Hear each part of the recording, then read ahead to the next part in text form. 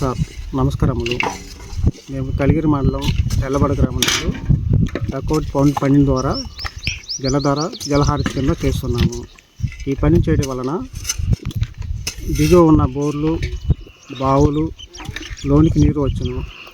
మరి ఈ డకౌట్ పని వలన పశువులకు నీరు త్రాగుటకు ఉపయోగపడుతున్నాయి. మరియు ఉపాధి శ్రామికులకు పనిని కల్పించినందుకు మా ధన్యవాదములు.